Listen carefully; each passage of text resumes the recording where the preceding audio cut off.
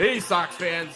Welcome to Good Guys Talk Back, a local fan-centric Chicago White Sox podcast, hosted by Nick Murawski and Pat Hester.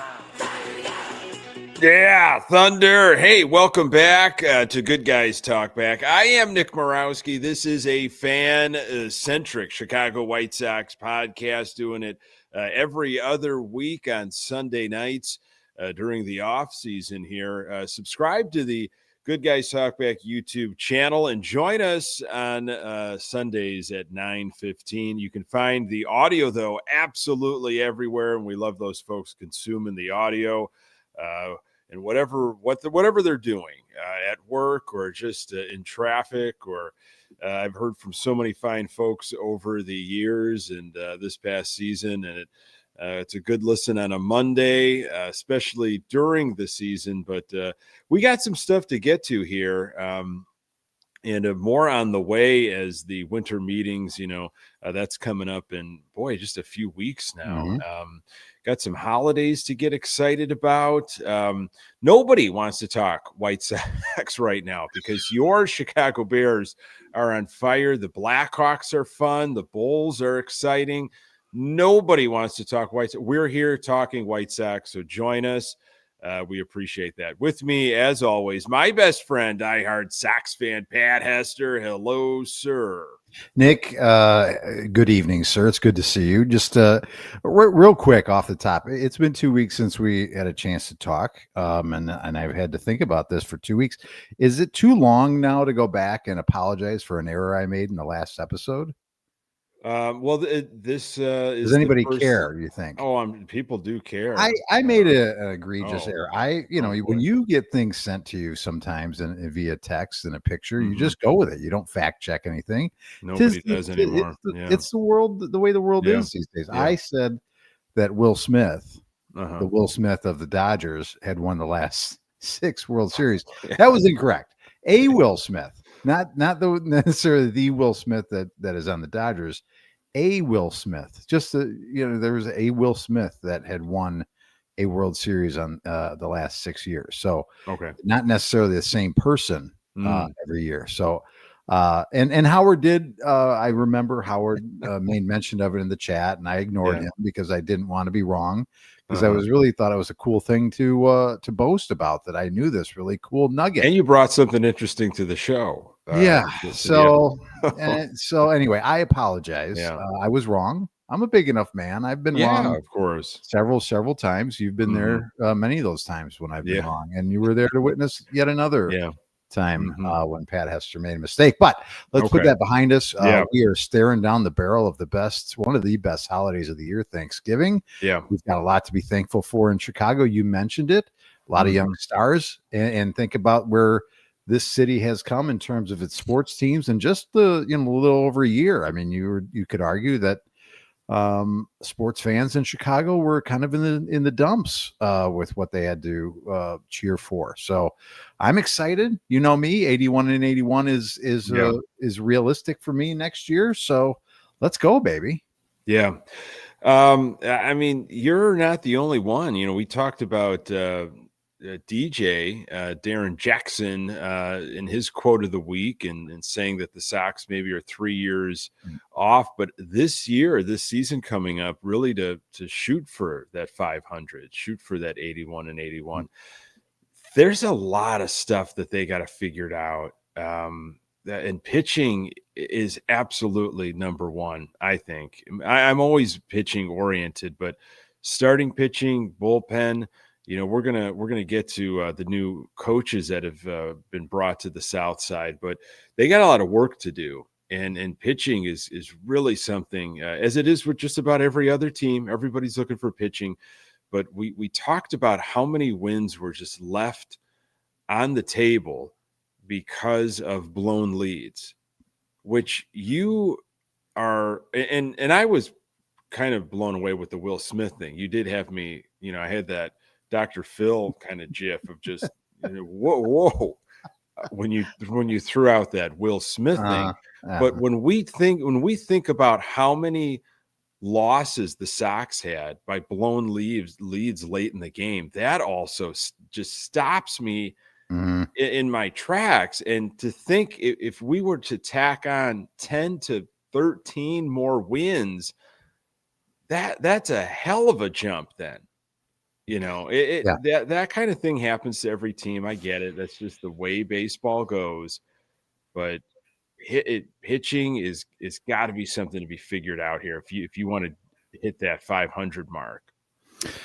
Yeah, no doubt about it, Nick. And it's not just, we've talked about it before. You're going to need probably somewhere between 7 and 9 starting pitchers throughout the course of the year, depending upon who's injured and who's available. And it's not just going to be the 5 that you roll out of spring training with. So it's pitching and quality depth that you have to have at some point, and being able to use a bunch of guys, because as we've mentioned, baseball's different. Guys don't go 7, sometimes even 6 innings anymore. So it's going to take a lot, between the guys you're going to have to kind of filter into a rotation, guys that are going to have to pick up the slack due to injury, and then the bullpen that is become more and more important in this day and age in baseball. So it's pitching. It would be the depth on top of that, Nick, that you can kind of weather the storm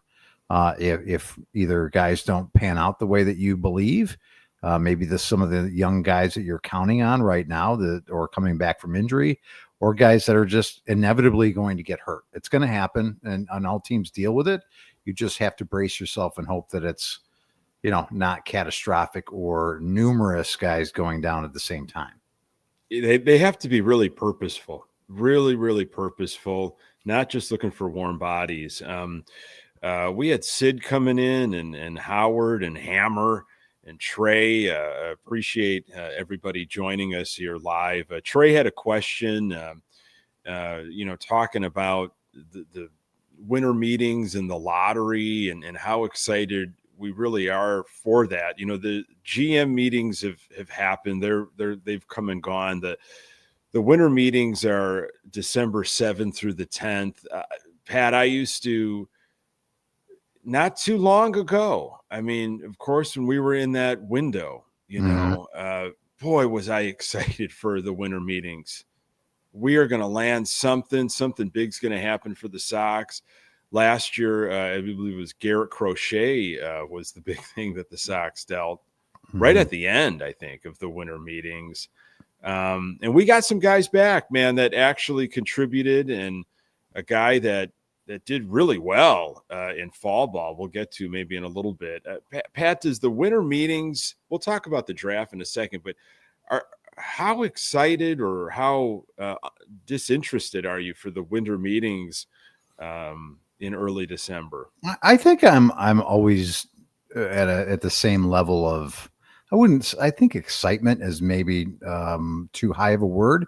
Interested, as Trey put it out there, I'm very interested to see what is going to happen. Do I have a lot of high expectations that there's going to be splashes made? No, not really. But I am interested to hear about maybe the possibility. Everybody loves a good juicy rumor, right, Nick? I mean, and if the Sox are attached to anything going into this, that would be good. But again, I think it gives us a more of an opportunity to learn more about Chris Getz as a general manager, right? I would love to learn so much more. Yeah, I'm very curious, because from what we've seen, I think we all think back to I think it was in spring training when the "I don't like our team" quote came out, and I think that after this past year and the guys that he brought in, you mentioned the Crochet deal that brought in some quality talent. The young guys that have come up through the system, a lot of guys that under his watch, came up through the system. You could give, I think, Chris Getz a passing grade for this past year. I don't know if we handed out grades for Chris Getz, but I think he would get a passing grade for me as a general manager. And I'll be interested to see what kind of GM he is during the winter meetings. Now, obviously which was no surprise, Robert got his deal, right? Or they picked up his option, rather. Picked up the option, Is that still mean that he's not going to be trying to shop him? I don't know really if that's... Well, I was going to ask you that, Pat. Does Luis Robert Jr. make it through the winter meetings? I think so, because I think if Chris Getz has shown us anything, he's got the price is the price, right? The price for, I think, Luis Robert Jr. hasn't changed, regardless of the fact of, what kind of season Robert did have. He was having a more than productive second half of the season before the injury, but does the injury hurt his negotiating stance, right? You keep trying to push a guy that has leg injury after leg injury, and do you have to bend a little bit if you really want to get rid of him? I if I'm Chris Getz at this point, and I think I've said it before, I think he does get through the winter meetings, and I think he's your starting center fielder on opening day, just because I think Chris has it set in his mind, this is the value for this player. If I don't get this value, I'm okay continuing to have him on this ball club. Is that crazy?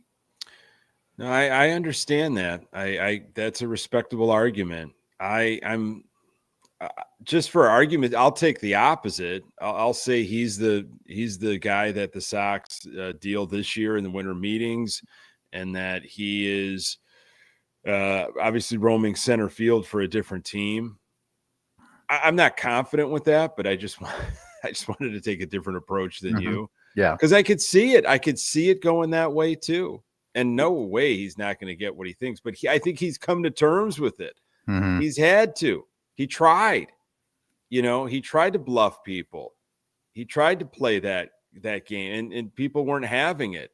So I think he realizes that, and he knows that they've got to fill this team somehow, some way. Yeah. And make a reasonable push in the right direction. Yeah. Honestly, after what you saw towards the end of last season and what can be, you got some guys that are maybe a year or so off. Okay. So there's excitement in the pipeline, but I don't know if we're going to see that anytime soon. Yeah. But still, with what you have right now on the South side, and if you're just really purposeful and show us, hopefully it's not dumpster diving. A little bit better than that. I think we can do better than dumpster diving. Okay. Yeah. You're gonna have to get creative, and guess dealing Robert Jr. is the way to get creative. Not that I like it. Okay. Yeah. I'm not saying here and saying that dealing him is going to make our team any better. And sure, I could see the other side of it. Why don't we just retain him and keep him? Okay. But you got to, if you're not going to spend the money as an organization, you've got to find a way to bring in talent like we did with Crochet. Yeah. Okay. I would say it's less than a 10% chance he gets moved. And I would put myself in the more of the, I wouldn't say shocked, but I would say surprised category if he does get moved during the winter meetings. And again, at this point, I don't really know if you're getting a lot back in return for him. I don't know what kind of club is going to, be paying out the nose for him. I just think it's a more prudent plan to retain him. And if you really, really want to try and offload him, does it make more sense to, again, hope and pray that he stays healthy and has a good first half, and you're looking to move him to a contender?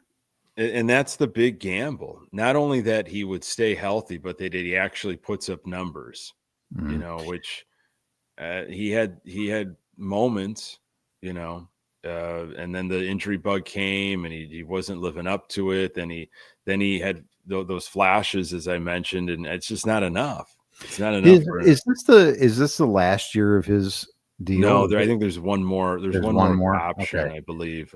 So does that put a little bit of pressure on Getz then? Like, okay, we're coming up on a timeline here where I need to get something for this player before the contract evaporates. And or if it doesn't get done this year, is it like, well, we'll put it on next year's to-do list?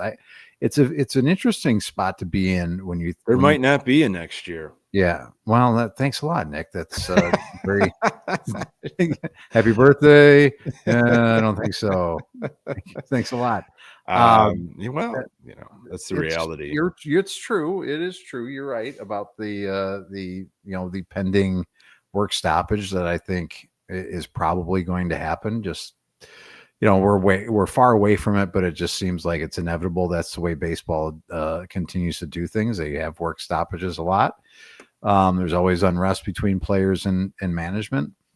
So anyway, I digress. I just look at it and I step back and go, how did we get here with him? And from going from this guy's the 5-tool player, the high expectations, to us sitting here on a Sunday night at about 9:30 and discussing, was it better to move him during the winter meetings? It's like, wow, that's what a vast drop off in terms of what we expected out of this player. It's just almost mind blowing when you just kind of step back and think about what we're talking about here. Sure. That is something that we've chopped up with a lot of those guys, the TAs, the Mancadas, the Ceases, Crochet. He wasn't around as long as Aloy and some of the other guys that were really supposed to take us to the finish line. Robert's the last man standing, from that hopeful core. So I get it. I've thought about that too.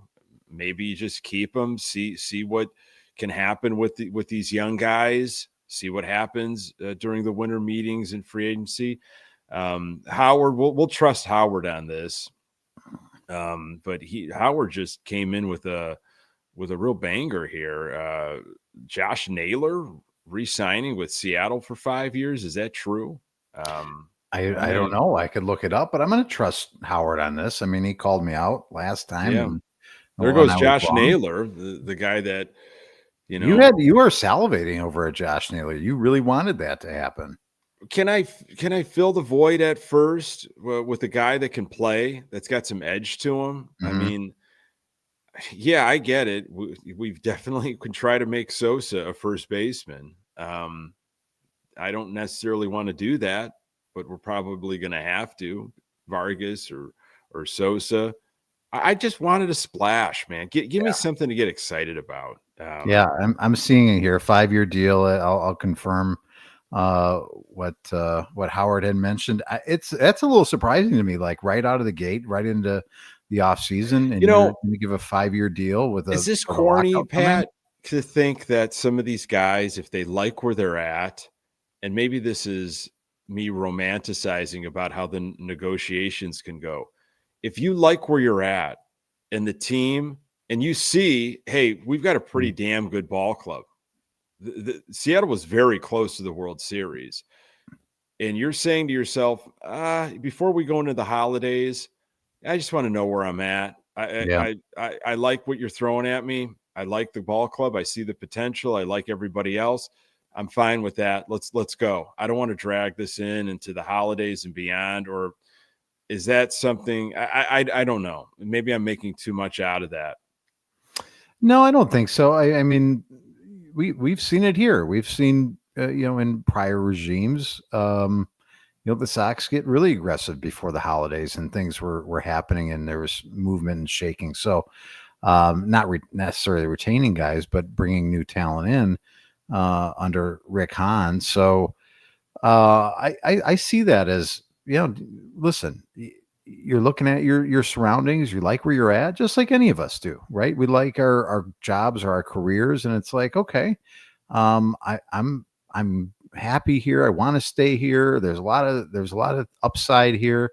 There's no real reason for me to shop around.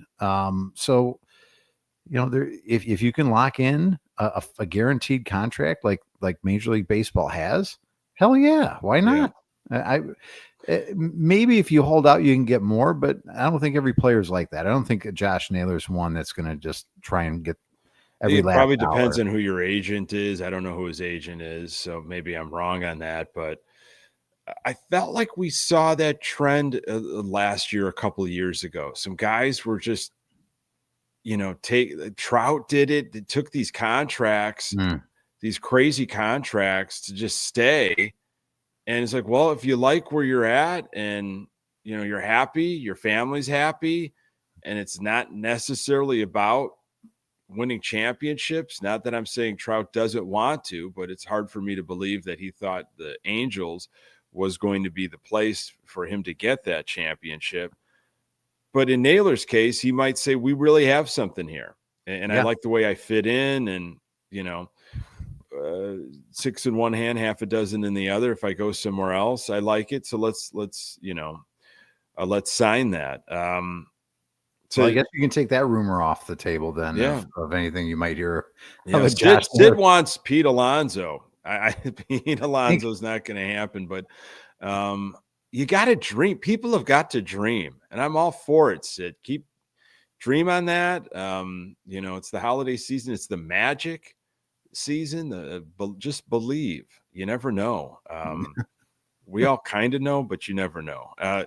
Trey, speaking of magic, Trey had mentioned not only the winter meetings, which there could be all kinds of magic, but you've got the draft, the lottery, which the Sox need a little magic to go our way. That is scheduled during the winter meetings on December 9th, with a third straight season of at least 100 losses. Our Chicago White Sox enter with the best odds to get the number one overall pick at 27.73%.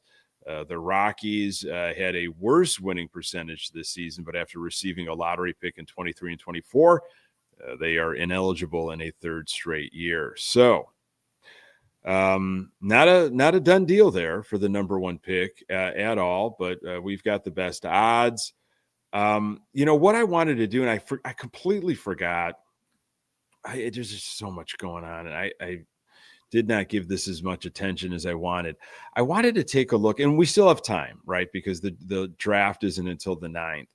I wanted to take a look at some of these recent number ones, and just see where they're at and what impact they've had on their respective major league ball club, how long it took them just to start looking at that. If you can get the number one, right?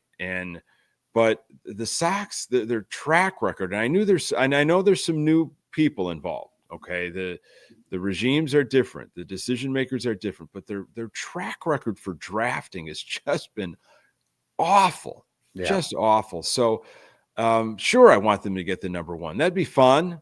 That'd be something fun for us to think about and get excited about. But how have other ball clubs handled that, and what has the number one pick been doing for some of these teams as of late? Yeah, that'd be an interesting project. We'll have 2 weeks between this show and the next one. Maybe that's something we can, both take a stab at. I mean, I'm thinking you've got to look back at least over the past 5 years and look at the number one picks in baseball and see where they're at today. Because I would imagine, some of those number one picks are college guys or maybe even not even college guys. And they're going into minor leagues, and who God knows how long they're there and what kind of fast track they get. So it's such a difficult thing when you're evaluating Major League Baseball in the draft. Like, you and I are not, no offense, but I'm just going to take a shot in the dark and say you're not qualified to be evaluating any of these players that are coming out. Is that fair to say, Nick? I'm not. That's accurate. That's accurate. I love you with all my heart and soul, but I'm not trying to. I'm not either. I'm not qualified for a lot of things. So never. Listen, it stops there. Everything else, you're shooting for the moon. All right. Well, you're back. Amazing. You're back. You've won me back. Okay, good. I was worried there for a second. But I mean, I guess what I'm getting to is, when you look at, and I don't follow college basketball and the NBA as closely as I used to, but you could probably, you could probably do a little bit of homework and feel pretty good about the top 10 picks in the NBA. And you go, okay, that guy's going to make a difference. He's probably starting next year, and they're going to make a difference on that team. Football, same way. You're drafting guys with number one picks, or even the top 3 picks, you're expecting to have an impact on your team right away. And you can probably make a determination after 2 years, maybe even 1 year, if a guy's a bust or not, baseball is so different. It's like there's the minor league systems. You don't see guys. You're not following them on an everyday basis. Not any coverage on these guys for the most part once they get drafted and go to the minors. So it's such a different world. I mean, they could draft somebody, at number one if they get the number one pick, and I would go, okay. I'd listen to a Chuck Garfien podcast where he's going to have like the college coach on, and they're going to gush over some player, and he's got a lot of TWTW.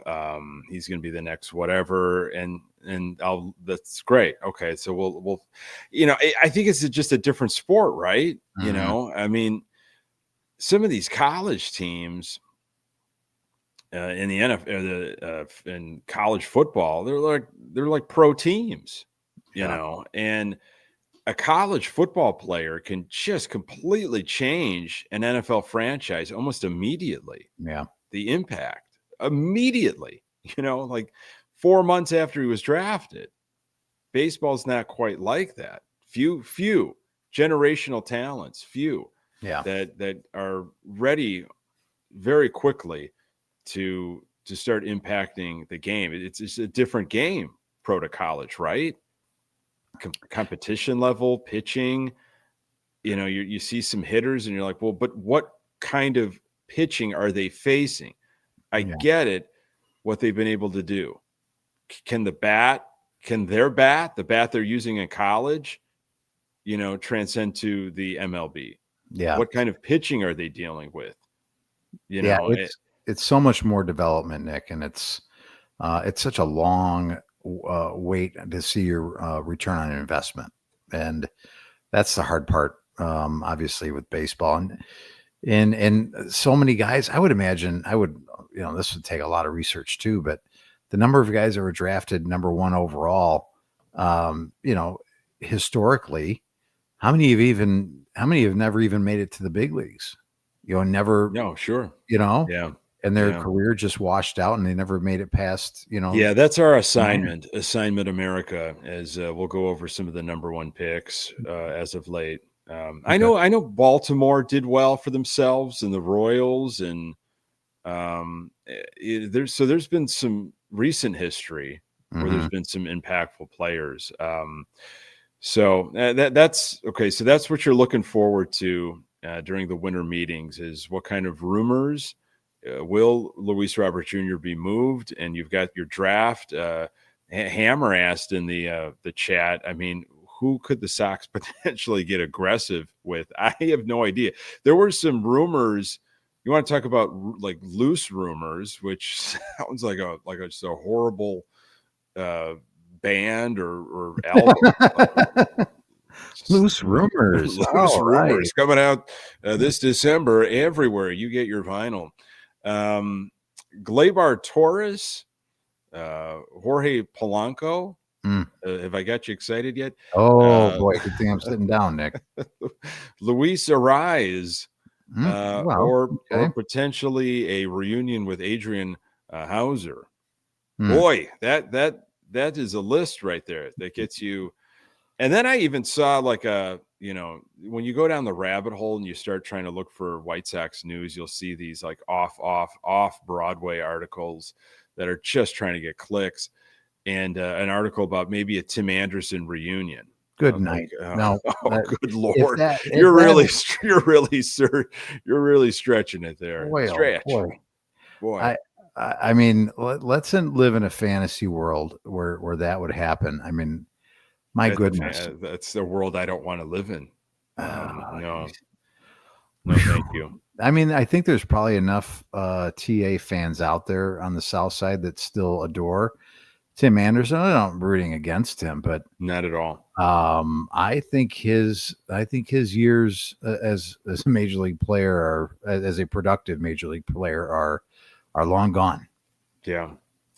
That was that's a fun. Just try to get some clicks article, and I have no interest in that. But we kind of buried the lead, Pat, on these new coaches that are coming in. Did we pour one out? I just finished my water. Did we pour one out for Grady Sizemore? You know what? Sid, how about that? Sid mentioned it, and I was, I did a triple take when I saw that news this past week. Mm-hmm. After Grady Sizemore, Mr. Manager, was the interim manager. And everybody was hot and bothered by this guy. Uh-huh. He survives the massive cuts after the season was over. Teflon Cats gone, a bunch of other people gone. Grady Sizemore retained, and there was chatter of him getting a larger role within the organization. More than just Grady Sizemore dash coach. So then he get his own jersey. Well, he goes to the Twins, and I think the Twins simply just said to him, here's our pitch. We're going to give you an actual title. You will have an actual title to what we want you to do in the organization. Okay. And he's going to be the first base coach. That's a real position, not just a, not just like a loose rumor, It's I mean, I hope we can survive without a Grady Sizemore. Good luck to you, Grady. It was real. At one point, though, not too long ago, it felt like we couldn't survive without Grady Sizemore. That was what the push was. Yes, but we will have to find a way to move on, Nick. This too shall pass. Yeah. It was that was just something else. It was very White Soxy. We want this guy. We really see that he's going to be a part of this organization. We see great things, and gone for a first base job with the Twins. So, okay, good on you, man. It's a position. It's a title. He's doing things. Speaking of titles, we've got a new hitting coach. We've got a new pitching coach. Sox hired since the last time we spoke, Derek Showman, a local boy, grew up a Sox fan. He is your new hitting coach. Sox were 27th last year in runs scored, and Chicago had the third lowest OPS. So Mr. Showman has got to do some showing. He's got to lead the way here. He's got a lot of work cut out for him. And Zach Bove or Bovey, I should know. I should know the pronunciation. Well, just say it with confidence, Nick, and nobody's going to question you. And then you can come back in 2 weeks and apologize if you make a mistake. It's always going to. We could all be saying it one way, and then it's until Gene Honda gives us the appropriate pronunciation one day. We'll all be saying Bove, and then 2 years down the line, he'll say Boo-vooey, Zach Boo-vooey. It's like, huh? Where did that come from?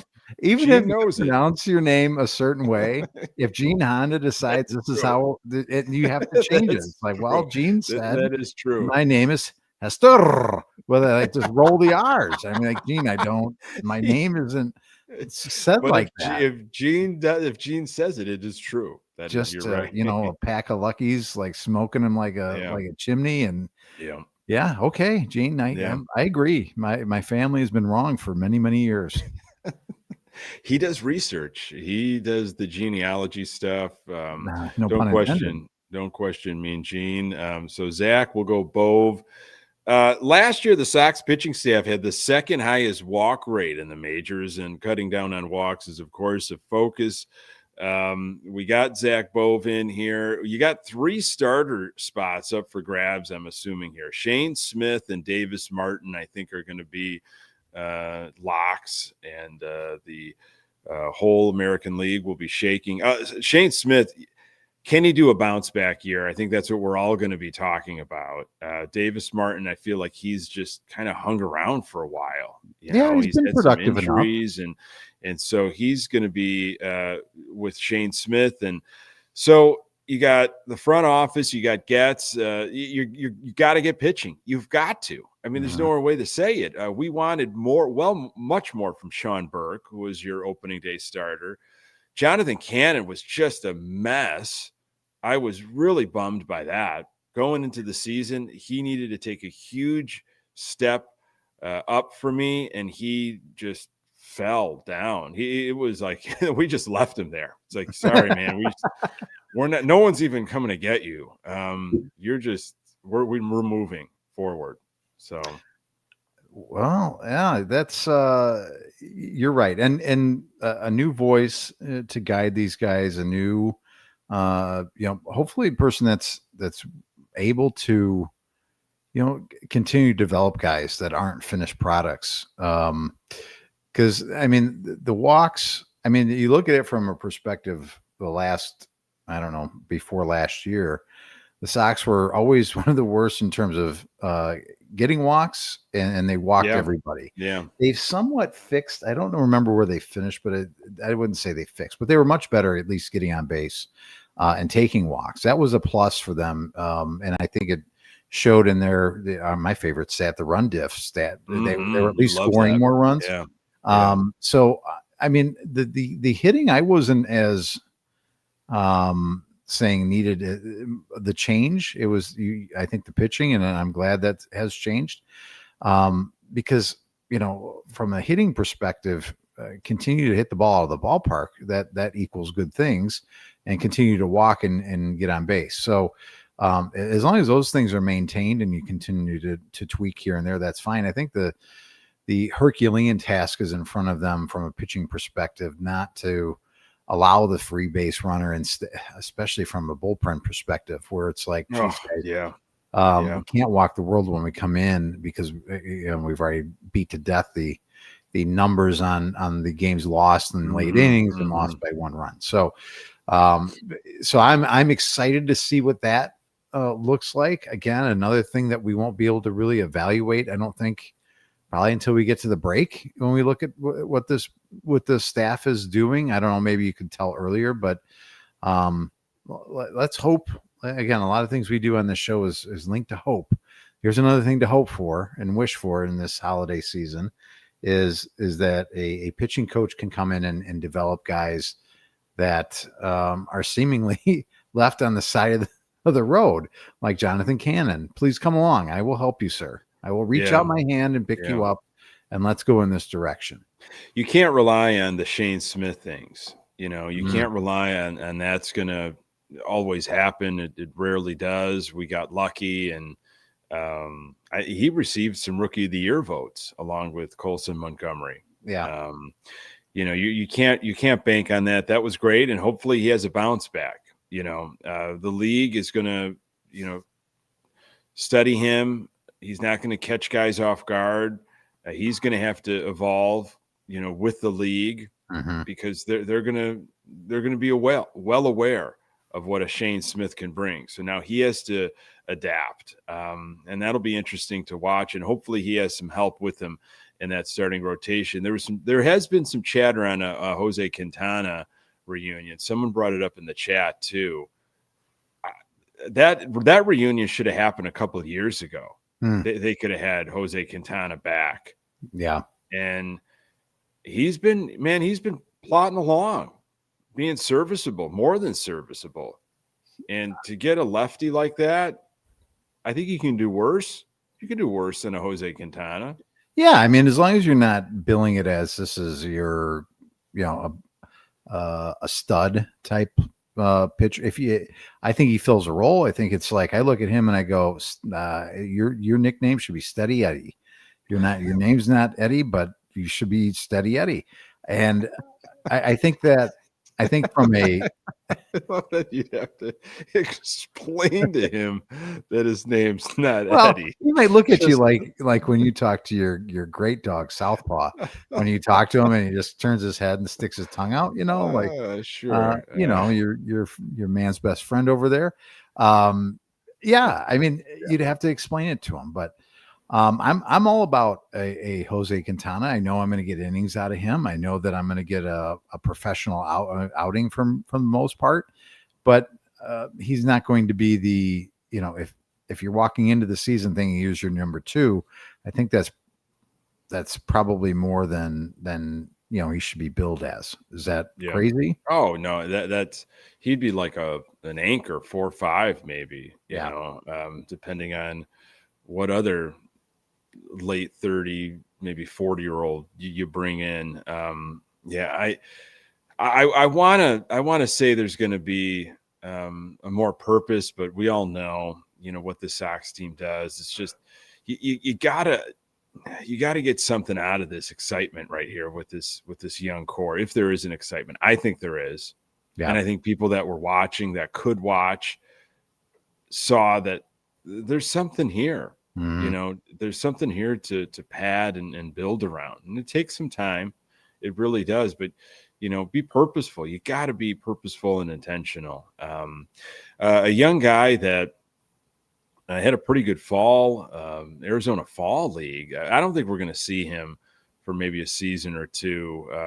Braden Montgomery, dominant in the Arizona Fall League, over 1,000 OPS, had some power, had some patience at the plate. An outfielder that maybe starts in Double-A, maybe makes his way to triple next season. A guy that, just keep your eyes on. This is a guy that maybe, hey, if they get rid of Luis Robert Jr., maybe they're holding on to him for a couple of years because we've got this Montgomery guy in the pipeline. I don't know. Yeah, I mean, it'll be curious to see if they give him a real shot in spring training to win a job. I think it's at this point with some of these guys, it's like, we've got now a little bit of a track record for guys that are young to come up and have, some decent, and I'll say instant success. We've got some guys you can point to and go, okay, I see you, Kyle Teal. I see you, Edgar Caro. I see you, Colson Montgomery. I see these guys and I go, okay, the future looks promising with these guys. You got another guy that you call dominant, and he's an outfielder. Who is blocking him right now from coming up and taking a spot? I don't see why you don't. I hope they give him an opportunity to win a spot coming out of spring training. I think it'd be a great opportunity. And again, maybe I'm a little bit overexcited over my skis with it, but what say you, Fuzzy Britches? I think he just needs a little bit more time. I think in no way am I comparing him to Oscar Colas, but I remember reading some articles when Colas was being kind of given this outfield almost starting nod by Hahn in the fall during the winter meetings. And then sure enough, he didn't hurt himself in spring training. He had a decent spring training, and then he won the job. And I had conversations. I think I was still at Locked On at the time, and I had conversations with some folks that covered him in the minors, and there was a real question on his maturity, his commitment, and seasoning at the plate. And one, if not two people that had eyes on Colas quite a bit in Charlotte said, I really wish he would get some more at-bats at the minor league level and just get a little bit more, work on a few more things, because he's got some stuff he needs to work on here. And it didn't happen. And we played a bunch of different games with him, and he didn't help himself when he had opportunities. And I think there's confidence. And when your confidence gets rocked and you feel like you're starting to doubt yourself of, should I be up here? And let's not rush it. Let's not rush it. I want exciting things, but maybe we got to be a little bit more patient. Okay, Nick, I'll just go the patient route. That's who you are. You're Mr. Conservative all the time. Rarely, but in this case, I'm actually going to take that card. A couple fan centric things. Did you make it out to the garage sale? The Sox garage sale? No, I didn't. I would. I mean, I saw a couple things on X that people were able to pick up from the garage sale. Some really cool items. Those. it always is like one of those things where it goes, oh, I should really go do that. And then the time passes and I miss out. So yeah. what did you pick up? No, I did not go. It's, I don't know how to say this. It's not an appointment thing for me anymore. It's just, it used to be, and my life is completely changed over the last several years in a lot of different ways. And it's exciting and there's good stuff happening. But that garage sale type stuff is, unfortunately, I don't know what it is. I knew of it and I thought, well, maybe, but I just didn't have the interest. Yeah. Maybe there's something wrong with me. I just was not. Maybe you looked around and you go, do I have enough White Sox? Anytime and maybe at almost 45, you said to yourself, I'm just going to sit this one out. I think I'm okay for the moment. Yeah. And when those garage sales do pop up, I sometimes just walk down into the basement and I sit here for a little bit. I'm like, I'm probably okay. And then you think to yourself, maybe I should have a garage sale. You know what? I think I should. You may be able to rival the White Sox garage sale. I think I should just. What if I just boxed everything up in a U-Haul and I just set up over, by the old Jimbo's where Cork and Carries now, and I just had my own little garage sale over there out of the U-Haul. I think that's a swimming idea. Yeah. No, I did see some really interesting stuff on social media. Nothing that I haven't been able to acquire in my collection. However, some of the publications I'm always interested in, there have been a few garage sales, and they're usually around the holidays, where they like break open like an extra vault, and you've got media guides and yearbooks and publications from like the late 80s and the early 90s. It's like, where has this stuff just been? Where are these rooms where they just, have these archives? They had, the old Comiskey bricks, and then the like little kind of containers to like display them and hold them. And it's like, where, like that doesn't usually happen. So I'm wondering. And that was a December garage sale years ago that I went to. I'm wondering if they're probably not going to turn around and do another one between now and Christmas. But someone I saw got a South Side Moncada jersey a signed Moncada jersey for $50. Okay. I mean, that's not he had moments. He absolutely had moments. And there was probably some big time Moncada fans. That's not bad. Are you wearing a jersey like that? First of all, if you buy that, are you wearing a Moncada jersey? And when people question you about it, you go, oh, well, it's signed. And then they'd say, well, why would you wear a signed jersey? You're a crazy person. I would say back off, man. Oh, is that right? Just back off. All right. What are you questioning? Why? What is it to you if I'm wearing a signed jersey? Maybe it's not really signed by him. Maybe I faked his signature. Okay. Who cares? Okay. I wouldn't, if I bought that, I wouldn't be wearing it. I don't think I'd wear it. I'd probably display it because I'd be a Moncada fan. I mean, you got me that you somehow acquired a signed Dallas Keuchel jersey that I have yet to properly. I'm not walking around with a Dallas Keuchel jersey that's signed. I'm surprised you don't have it framed, behind your head there. I'm working on that. I got to get that properly displayed. Talk about signings. We've mentioned it before on this show. That signing was kind of a big deal at that time. Not the pitcher we wanted. We wanted Zach Wheeler. He went elsewhere. And I had Dallas Keuchel on my list. Like, let's go get this guy. Former Cy Young, World Series lefty. Let's get this guy. I think he's got something in the tank. And we got him like minutes before we recorded a new episode. Yeah. And we got to break it. One of the highest listened to episodes years ago. So that Dallas Keuchel's got a little bit of just kind of special place in my heart for and it happened right about this time, I believe. It was before Thanksgiving.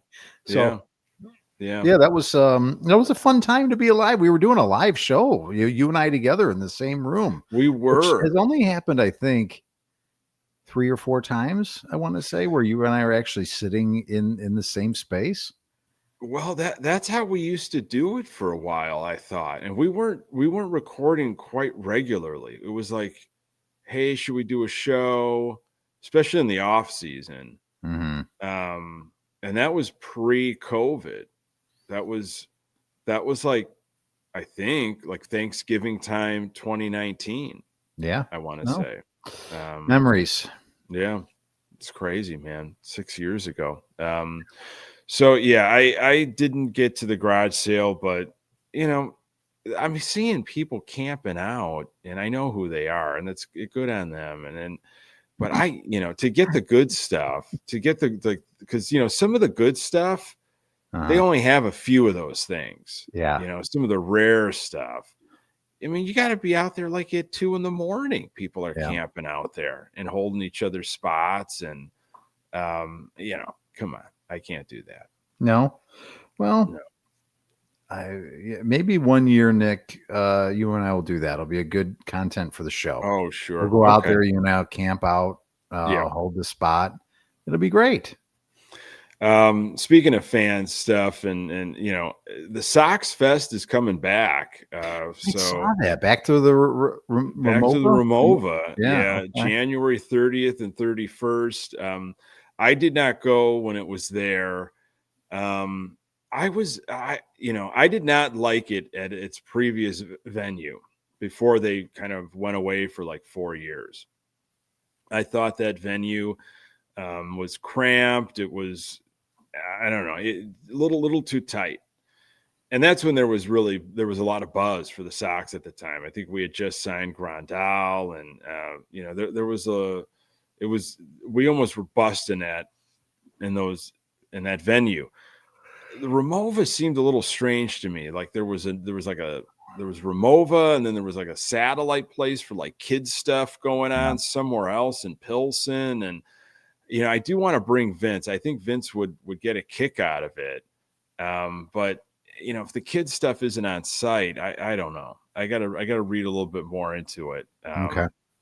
But I'm open to this. I'm intrigued. You're intrigued. You're intrigued enough to let's not that I want to set Vince aside, but let's just say it's just you as a Nick Murawski solo fan. Is it enough for you to want to go to Sox Fest this year? Yeah. If I could make that happen and look at the schedule and everything, I'll go. Yeah, I'll go for a little bit, and I would like to see what that experience is at the Ramova. Yeah. So that's on the plate. I gotta dig deeper. I really think they missed an opportunity to bring it to the Manor Hotel in Shanahan, but maybe that's for another year. Right off of 55. I mean, right there on a major artery. Yeah. It's really easy to get to, especially for me. Speaking of, they should have satellite Sox Fest all over. Like here's one in Tinley Park, and you got one out near Shanahan. There's a Joliet one. There's somewhere in Downers Grove. You got all these little just pop up Sox Fest. You got the big one, and then you got these little ones that go on. The Cubs used to do, maybe they still do a caravan or something like that. Cubs caravan would come rolling through town like a circus. And then I don't know if you've ever heard of that, but that's a thought. Just get a beat down, prison bus. It's already painted white, and just kind of yell out the window, just Sox Fest, just ringing a bell. Why can't it just be a regular school bus? Why does it have to be the prison bus? Because it's white. Okay. It's a white and black bus already. Got it. Anyway, so I'll think about that.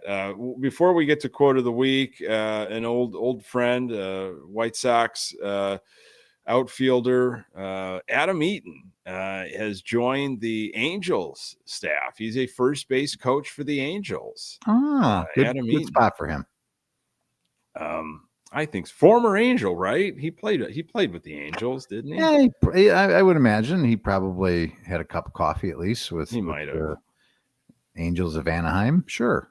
Yeah. I'm that era is like escaping me a little bit, the Adam Eaton era. And I kind of liked him.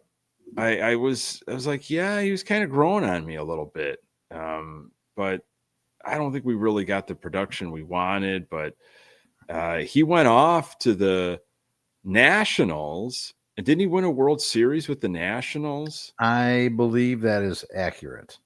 Is that right?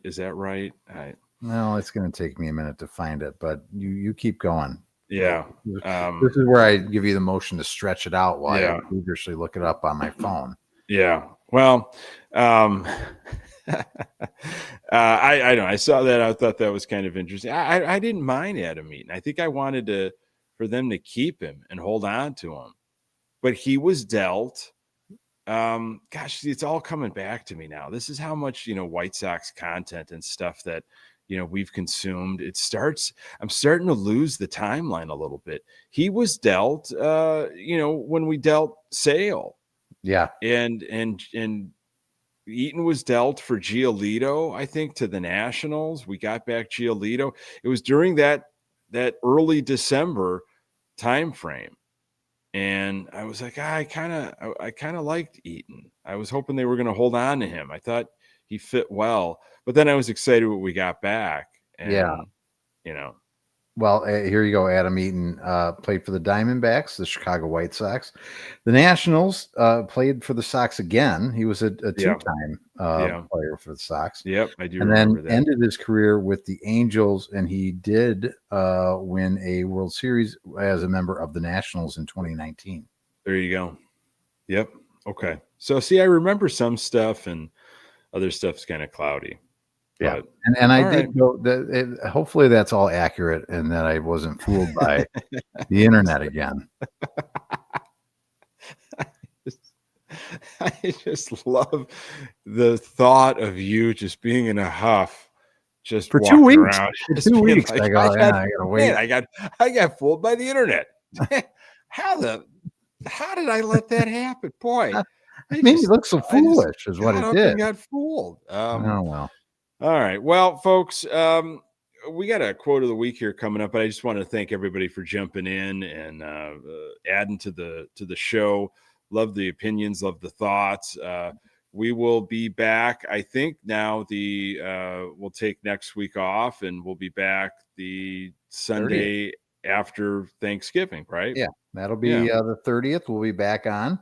It'll be everybody enjoying the end of a long holiday weekend. So yeah. Should be a great show. We'll probably talk about the success of Thanksgiving, and if we were satisfied with the meals. Yeah. And I would say that's going to be that'll be our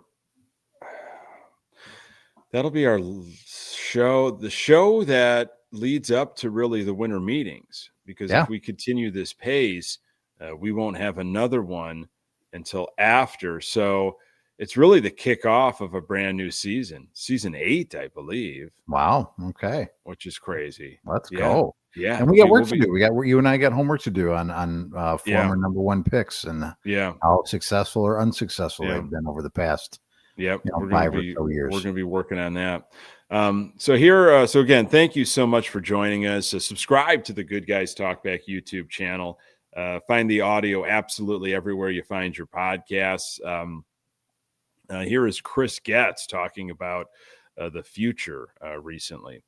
More than anything, we want to strengthen our coaching staff, improve our processes within the front office, and go out there and try to win as many games as we can next year. That's something we can control. And then in the future years, when we are approaching that 27 season, we'll adjust and put together the best club for the future that we can after the 26th season. So Chris Getz explaining to us how chronological order works. I'm glad he knows. I'm glad he knows that 2026 will be followed by 2027. Yeah, I mean, nothing to get out of there, but when you say something like that, it's just like, oh, I've got to say something, and I am going to take just a page out of the Rick Hahn playbook. I'm going to say some words, and it's going to sound kind of good, but there is nothing to this. Yeah, I've sat through a lot of meetings like that in my life, Nick, and somebody will speak up and they'll just be saying words, and you really just want to poke them or get the big old, those big hooks like they used to have. Sure, those vaudevillian hooks, hold people off the stage. Yeah. And that's one that, maybe a Chris Getz needed to be just kind of poked and said, just end it, just say, and that's that. There should be more speeches and quotes with, and that's that, just as the ending. More people should do that. Or just say end. And I'm done. End statement. Stop talking. So we'll look forward to seeing if the 2027 comes after the 2026 season, as he has promised us and alluded to. Yes. So stay tuned for that. Pat, always a pleasure, buddy. I feel great talking to you. It was a good one, buddy. Yeah. And again, happy Thanksgiving to you, your family, everyone listening. Same to you. I hope everybody enjoys themselves, and let's have one heck of a week, my friend. Sounds good, man. Yeah, happy early Thanksgiving to everybody. And for Pat Hester, hey, I am Nick Murawski. Until next time, go Sox.